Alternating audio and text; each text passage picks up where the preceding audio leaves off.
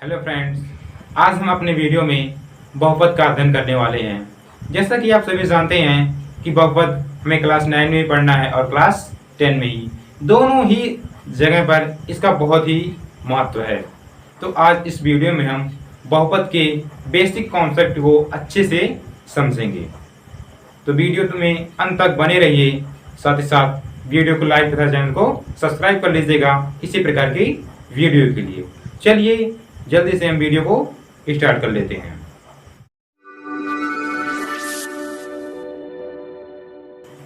बहुपद से पहले कुछ हम छोटे छोटे टॉपिक को जान लेते हैं, जिसमें पहले नंबर पर आता है चर। तो चर आप जो क्लास 10 के स्टूडेंट होंगे वो क्लास 9 में पढ़ चुके होंगे। चर किसे कहते हैं, अचर किसे कहते हैं। फिर भी एक बार हम रिपीट करते हैं। चर या वेरिएबल ऐसे बीजीय व्यंजक जिनका मान निरंतर बदलता रहता है या कभी कांस्टेंट नहीं रहता, स्थिर नहीं रहता, उसे हम चर कहते हैं। एक बार हम इसे अच्छे से डिफिनेशन टाइप के देख लेते हैं। ऐसे बीजीय व्यंजक जिनका मान निरंतर बदलता रहता है चर कहलाते हैं। इन्हें हम इंग्लिश अल्फाबेट के स्मॉल लेटर द्वारा प्रदर्शित करते हैं, जैसे एक्स वाई जेड। अब बात कर लेते हैं अचर किसे कहते हैं। ऐसे बीजीय व्यंजक जिनका मान स्थिर रहता है, कांस्टेंट रहता है या फिर नियत रहता है, उन्हें हम अचर कहते हैं। फॉर एग्जाम्पल के लिए 1 2 3 4। क्या आपने कभी सुना है कि एक का मान बदल जाएगा, 2 हो जाएगा? नहीं, एक का मान एक ही होता है। तो अचर की डिफिनेशन हम इस प्रकार दे सकते हैं। ऐसे बीजीय व्यंजक जिनका मान नियत होता है अचर कहलाते हैं। इन्हें हम काउंटिंग नंबर से प्रदर्शित करते हैं या फिर गिनती की संख्याओं से प्रदर्शित करते हैं, जैसे 1 2 3 4 5। तो अब हम जान लेते हैं बहुपद किसे कहते हैं। तो बहुपद किसे कहते हैं? ऐसे बीजीय व्यंजक जो प्लस और माइनस के द्वारा, प्लस या माइनस के द्वारा आपस में जुड़े हुए होते हैं, उन्हें हम बहुपद कहते हैं। या फिर इसी को हम दूसरी तरह से कह सकते हैं, प्लस और माइनस की संक्रियाओं से निरूपित, प्लस और माइनस की संक्रियाओं से निरूपित बीजीय व्यंजकों को हम बहुपद कहते हैं।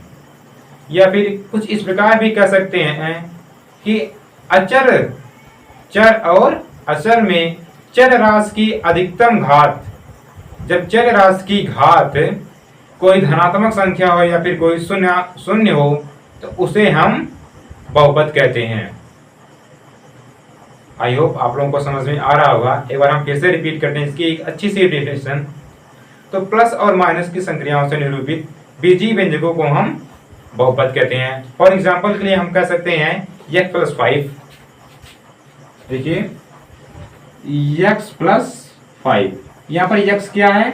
जैसा कि आप जानते हैं x हमने बताया ये इंग्लिश अल्फाबेट का एक स्मॉल लेटर है, इसे चर कहते हैं। 5 इसकी वैल्यू हमेशा कांस्टेंट होती है, इसलिए इसे अचर कहते हैं।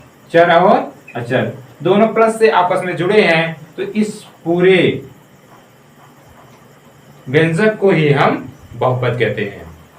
एक बार फिर से जानते हैं बहुपद की डिफिनेशन।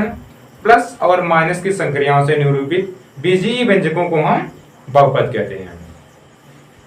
अब आगे थोड़ा बढ़ते हैं, जानते हैं बहुपद की घात। बहुपद की घात किसे कहते हैं?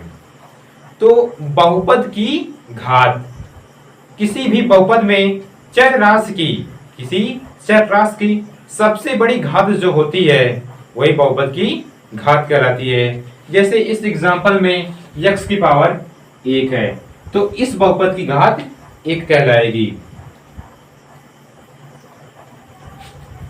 घात बराबर 1। या फिर हम कोई और एग्जांपल लिख दें, जैसे x² + 5x + 6। तो यहाँ पर सबसे बड़ी घात कितनी है? चर राशि की। चर राशि x है और x की घात कितनी है? 2। तो यहाँ पर इसकी घात हो जाएगी 2। कहीं कहीं पर हमें घात के जगह पर डिग्री देखने को मिलता है, तो परेशान मत होइएगा, घात और डिग्री दोनों एक ही बातें हैं। अगला टॉपिक जो हमें जानना है, बहुपद कितने प्रकार के होते हैं। नॉर्मली बहुपद कई प्रकार के होते हैं, पर हम इन्हें दो प्रकार से या दो भागों में डिवाइड करते हैं। पहला पदों की संख्या के आधार पर, दूसरा घातों की संख्या के आधार पर। तो हम दोनों को बारी बारी से पढ़ेंगे, पदों की संख्या के आधार पर और घातों की संख्या के आधार पर बहुपद कौन कौन से होते हैं, और उनके साथ ही साथ उनका एग्जाम्पल भी देखेंगे। तो पहले हम पढ़ते हैं पदों की संख्या के आधार पर बहुपद।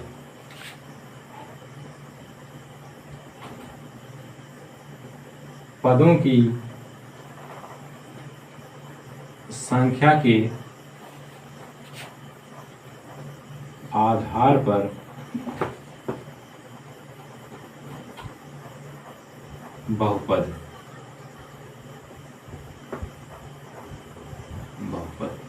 पदों की संख्या के आधार पर बहुपद, इसे हम एक सारणी के माध्यम से समझेंगे।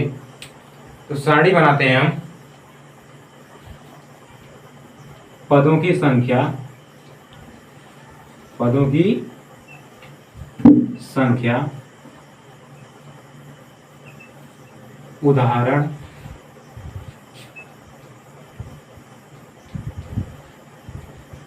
और बहुपद का नाम।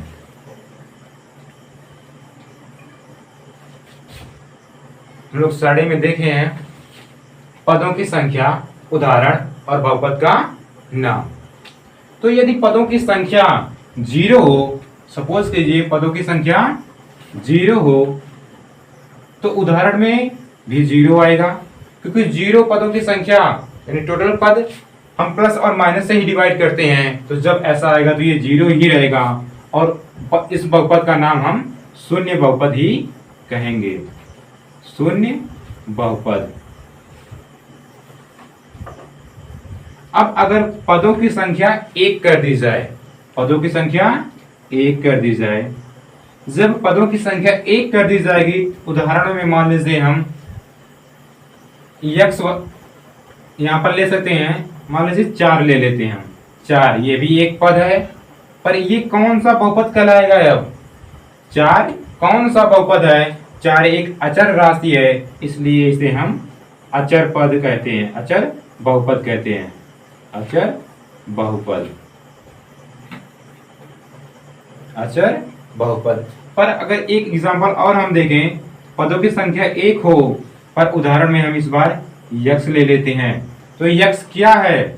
यक्स एक ही है, यहाँ पर यक्स भी अकेला ही है, पर पदों की संख्या भी 1 है, पर इस बार यह चर है, तो इसे हम एक पदी बहुपद कहेंगे, एक पदी बहुपद।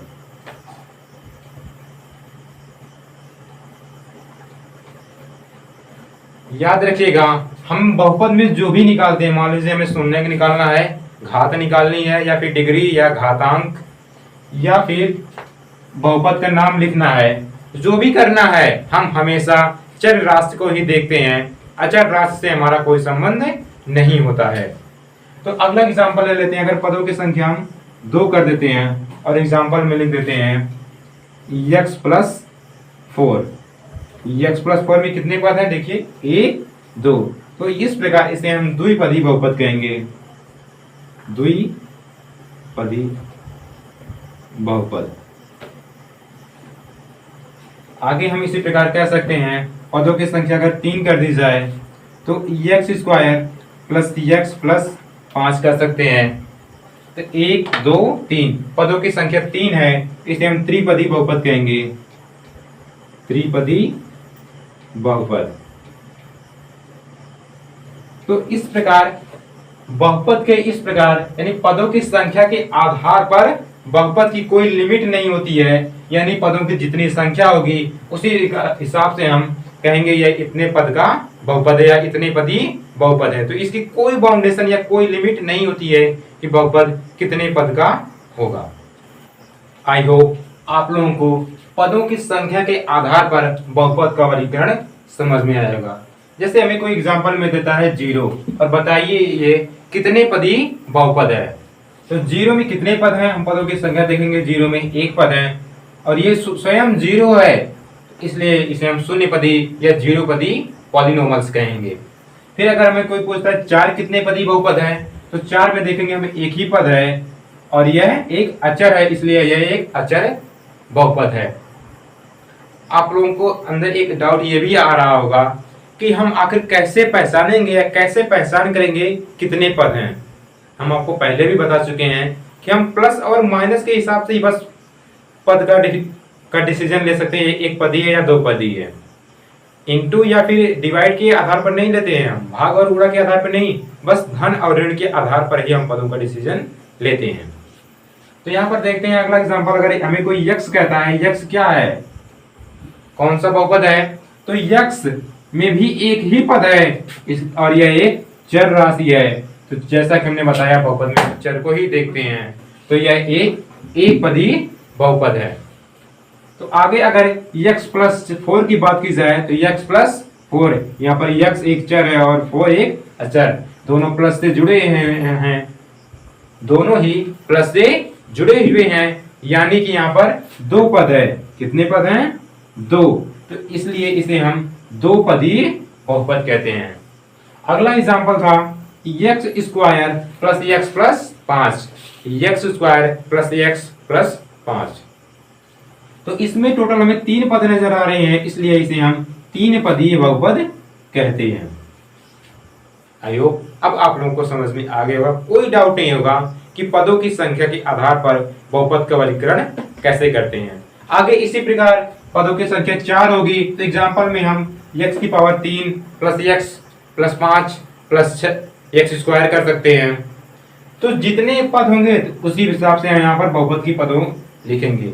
4 पद होगा तो 4 पदी बहुपद कहलाएगा, 5 पद होगा तो 5 पदी बहुपद कहलाएगा। इस प्रकार ये बढ़ता हुआ चला जाएगा, इसकी कोई लिमिट नहीं होती है। तो दूसरा पॉइंट जो हमने पढ़ा था, दूसरा पॉइंट क्या था? घातों के आधार पर बहुपद का वर्गीकरण। घातों के आधार पर बहुपद का वर्गीकरण, चलिए इसे देख लेते हैं हम। घातों के आधार पर बहुपद का वर्गीकरण,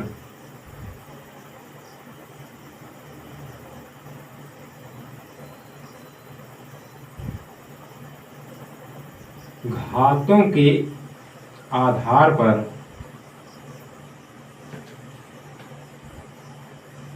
बहुपद का वर्गीकरण, बहुपद का वर्गीकरण। घातों के आधार पर बहुपद का वर्गीकरण। तो यहां पर भी हम एक सारणी के माध्यम से समझेंगे कि घातों की संख्या कितनी है। एक एग्जांपल लेंगे और फिर देखेंगे कि कितने पदी बहुपद है या कितने घाती बहुपद है। तो लिखते हैं पहले,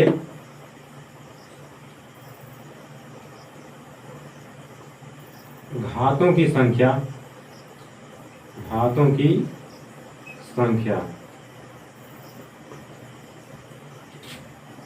आगे उदाहरण,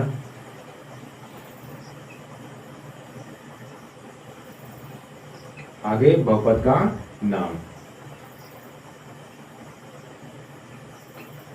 बहुपद का नाम।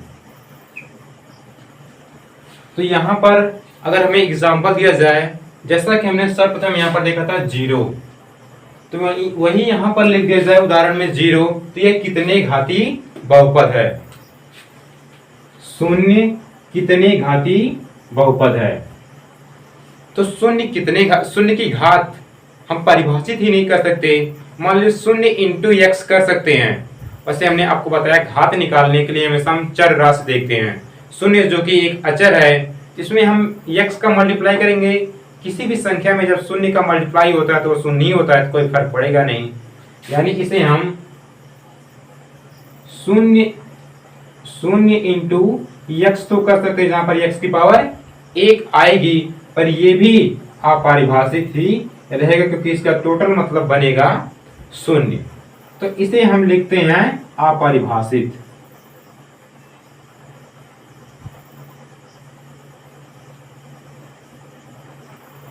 अपरिभाषित कि अभी हमने आपको जो एग्जांपल बताया था 0 इंटू x की पावर 1।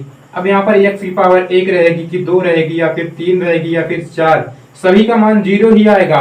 तो कुछ निश्चित नहीं है, इसीलिए यहाँ पर हमें कहना पड़ता है कि अपरिभाषित।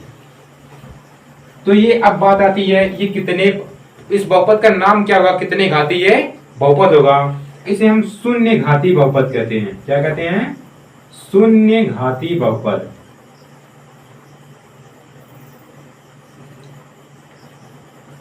शून्य घाती बहुपद।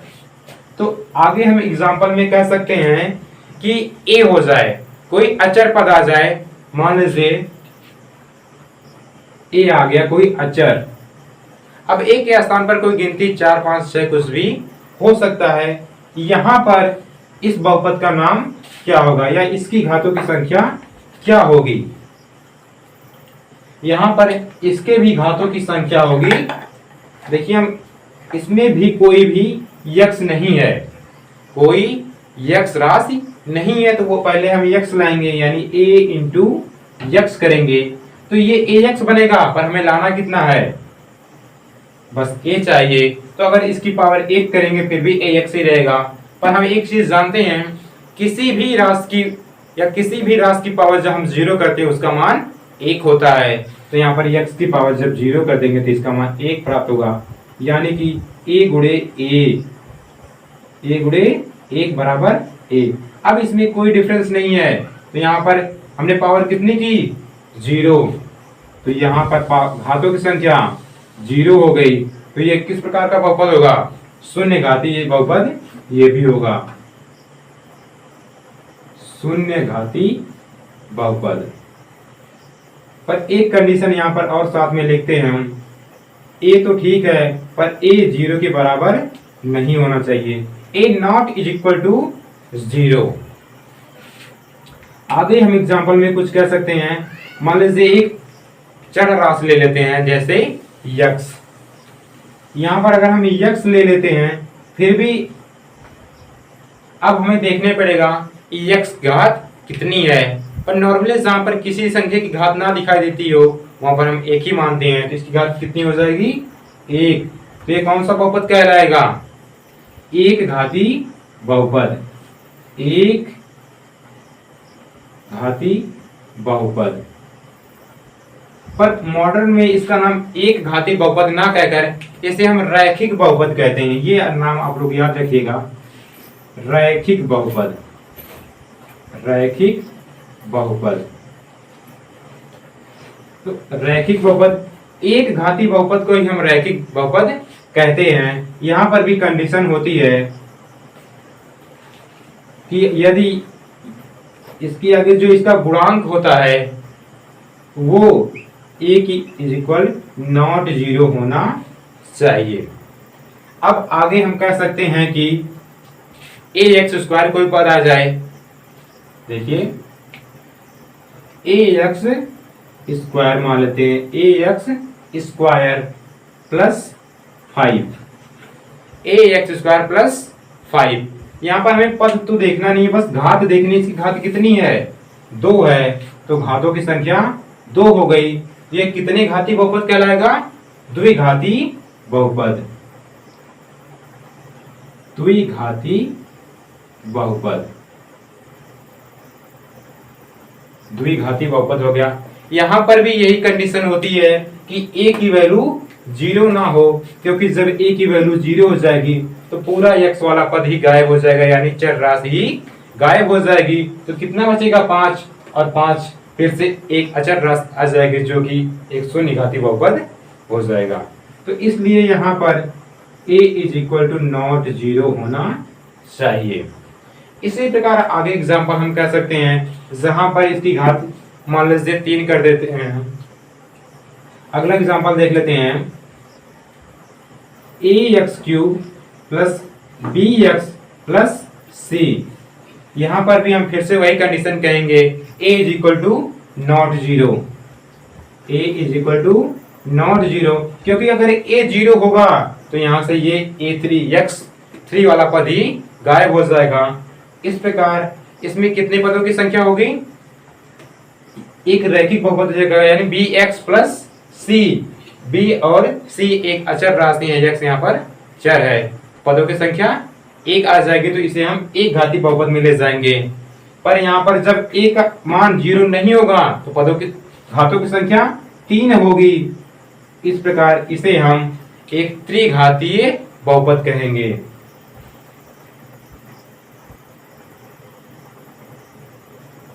त्रिघाती बहुपद।